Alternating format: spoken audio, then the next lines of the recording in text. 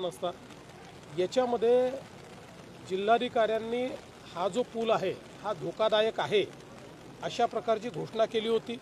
गावकऱ्यांनीही तिथे पाटी लावली होती की हा पूल धोकादायक आहे। दुर्दैवाने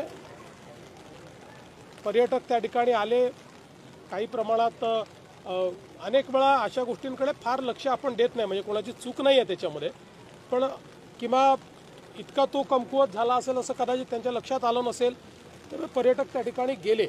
आता यातनं मला असं वाटतं की भविष्याकरता शिकण्यासारख्या गोष्टी आहेत, कारण मी ज्यावेळेस काल कलेक्टरांशी बोललो त्यावेळेस अशा वेगवेगळ्या प्रकारच्या पावसाळ्यात ज्या धोकादायक अशा जागा होतात पण जिथे पर्यटक जातात अशा 500 जागा आहेत त्यांनी मला सांगितलं की ज्याचं नोटिफिकेशन वेगवेगळ्या प्रकार, म्हणजे सगळीकडे पूल आहे असं नाही, काही ठिकाणी पाणी वरपर्यंत येतं, काही ठिकाणी पाण्याचा जो बहाव आहे तो वेगवेगळ्या प्रकारे आहे, त्याचं नोटिफिकेशन काढलं जातं।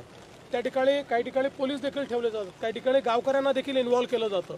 पण हे अधिक सजगतेनं आपल्याला करावं लागेल, कारण हे महिन्या 2 महिन्यापुरतं स्पॉट्स वल्नरेबल असतात, पण तिथल्या सौंदर्यामुळे लोक त्या ठिकाणी जात असतात, तर त्यांना कसं सुरक्षित ठेवता येईल हा प्रयत्न आपल्याला करावा लागेल। त्या दृष्टीने निश्चित मी जिल्हाधिकाऱ्यांनाही सांगितलेलं आहे की भविष्यामध्ये अशा घटना होऊ नये याकरता अधिक आपल्याला त्यात काय काळजी घेता येईल।